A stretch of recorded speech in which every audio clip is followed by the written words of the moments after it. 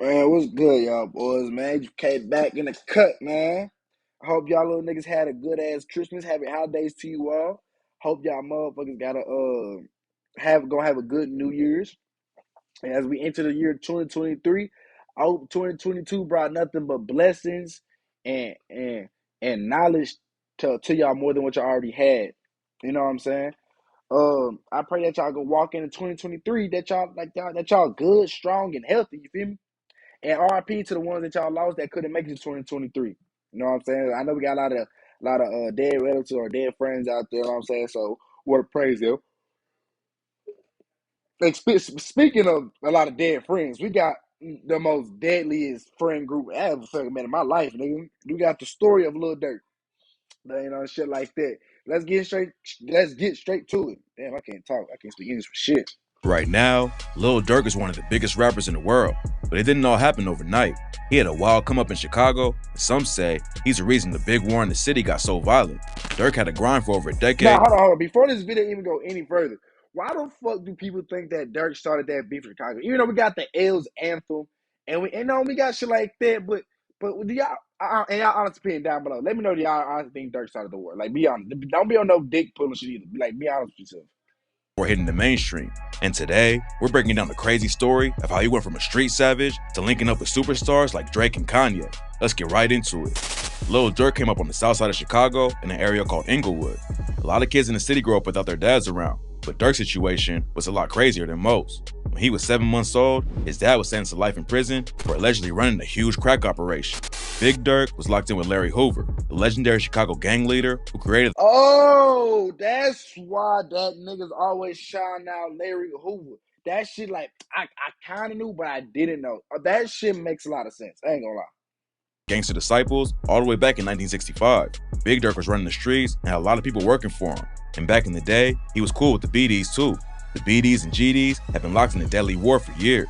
And when Big Durk was moving heavyweight back in the day, the two crews wasn't even beefing. According to Big Durk, the war started in his hood after some BD leaders thought they should have more territory.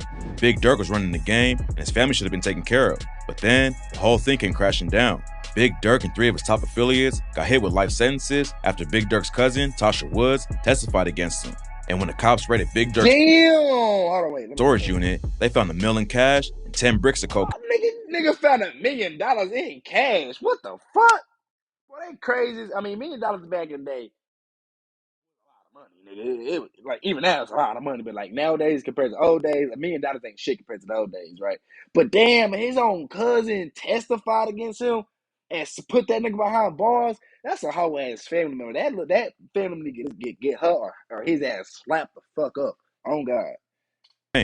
Even though Lil Durk's dad was locked up before he even really knew him, they kept a good relationship over the years and talked on the phone almost every day. Big Durk didn't want his kids to end up like him and try to keep him out of the streets. But sometimes, it's not that simple when you come up in a place like Chicago.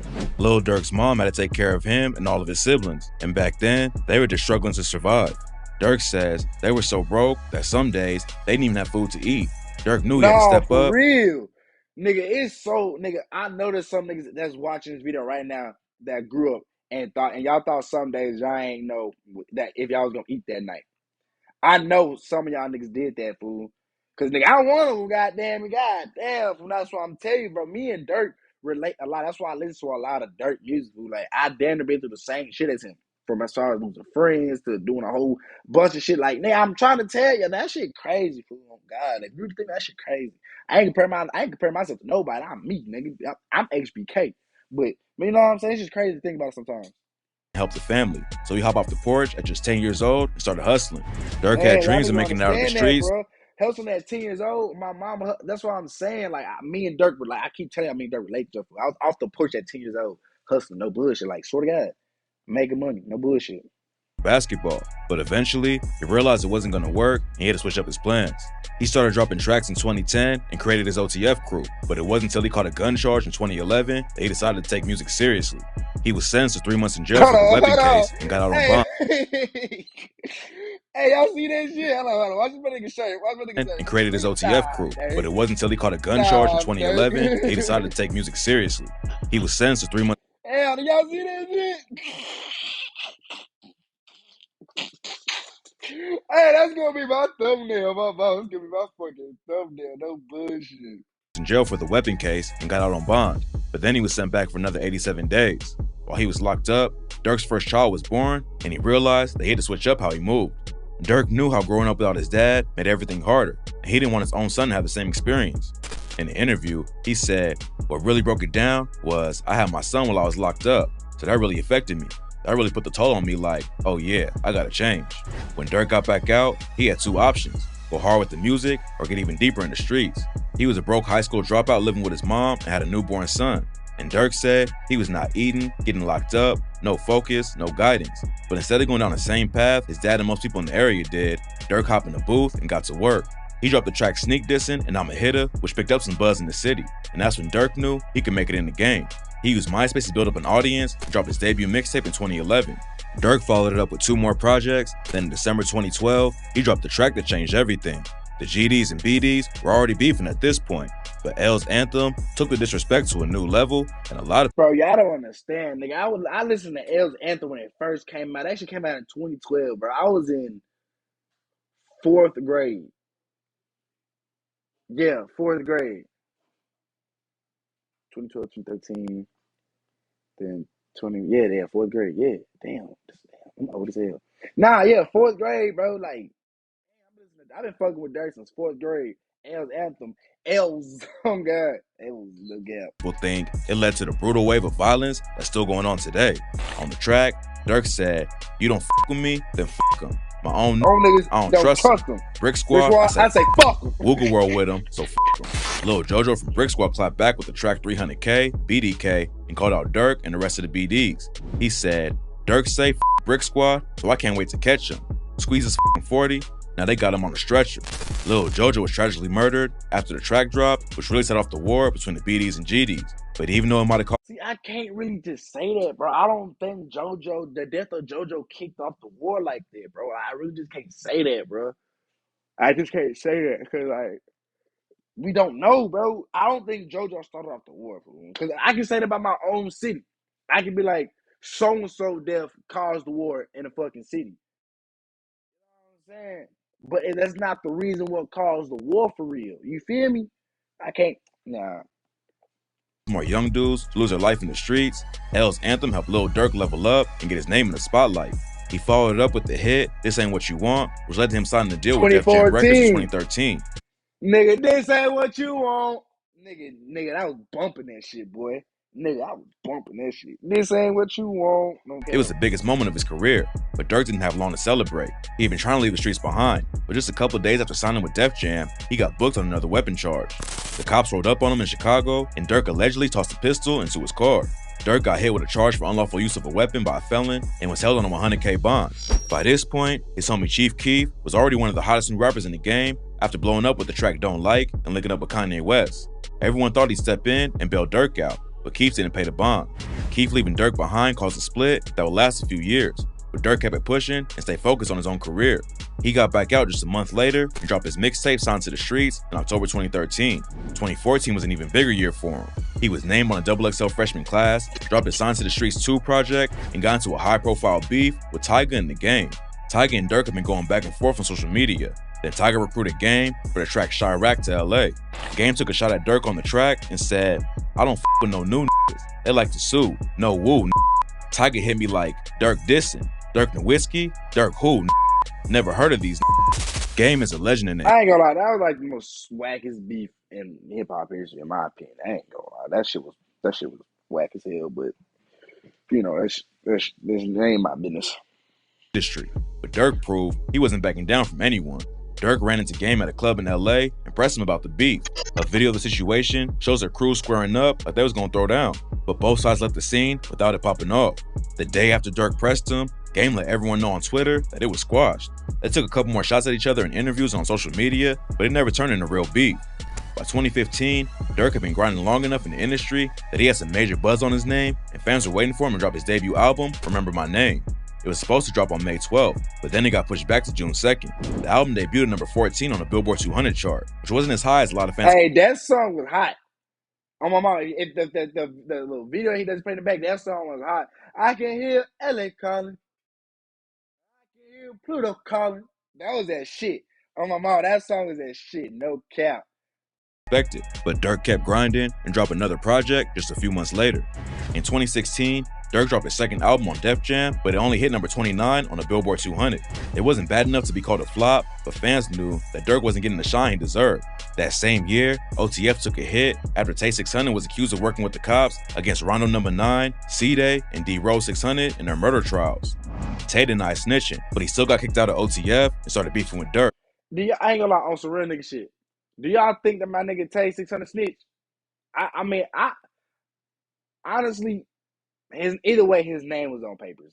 There's no going back from it. Your name is on papers. Your full government name is on lawful papers. There's like, I'm not saying he snitched, but there's no going back. You either you wrote a statement or you did something because you're on papers. You feel me?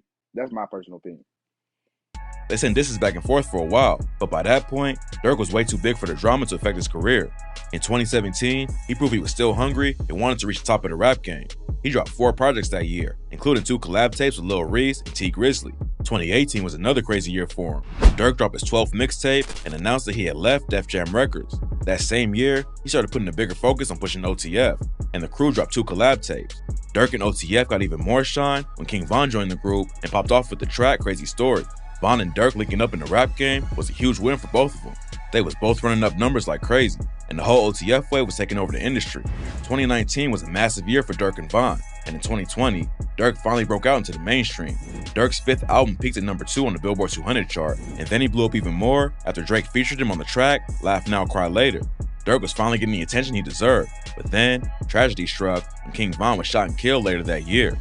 Long live that man. Long live that man. Long live Von. But hey, look. Before this video go on any further, right? Let me know what's your favorite album by Durk. Mine, personally, is The Voice Deluxe. You got a lot of fucking classics on there. You got the intro. You got Finesse Out the Gangway. You got Should Have Done. You got Switched Up. Let Me Know. You got Last Minute. You got Movement. You Red Man. There's a lot of songs on that bitch that they're number 1 top by itself. You feel me? I don't think no album, even the newest one he dropped, seven, his little homogen, whatever shit was, 762, some shit like that. I don't know, but nigga, ain't no song, ain't no album beating The Voice Deluxe. No cap, I ain't gonna lie to you. No album beating The Voice Deluxe. I don't give a fuck what nobody say.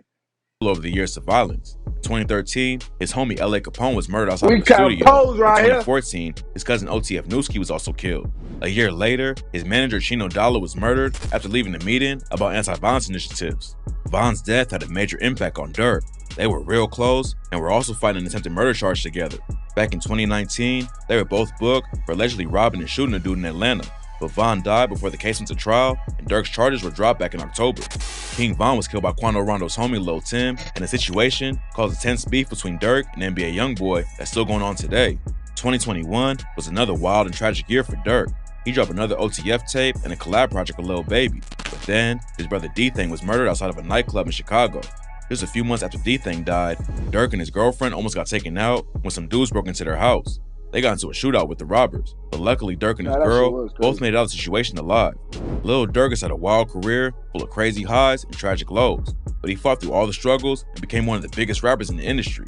A lot of rappers give up if they don't start popping out the gate, but Durk put in the hard work and stayed on his grind for over a decade. Now it's all paying off, and he's running up bigger numbers with everything he drops. You can't do nothing but respect my nigga Durk, man. Like, real shit. Out of all the shit Durk been through, bro, you can't do nothing but respect him. My nigga stayed down, stayed hustling. You know what I'm saying? Did his dirt, got some more dirt to do. You know what I'm saying? You can't do nothing but respect my nigga. He put a lot of niggas on. A lot of niggas in this group cannot rap. You know what I'm saying? But he put a lot of niggas on in money positions. And you can't do nothing but respect shit like that. You feel me? And it's really crazy. Like, it's really fucked up that, like, if Vaughn was alive, he would have got booked for that attempted murder charge, and they would have built a RICO case on him, and they're trying to solve murders that was way back years ago still. Like, these documentaries are really telling on these folks, man. I really putting a lot of niggas in lives in danger. Like, even though, yeah, they might have killed them, fool, but that's not y'all business. That's not y'all beef.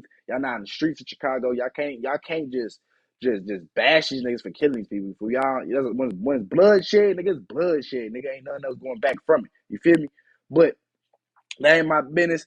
I'm finna get out of here. Y'all boys stay safe and stay motherfucking dangerous. There's a lot of crazy people out in the world, man. Love y'all boys. I'm gone.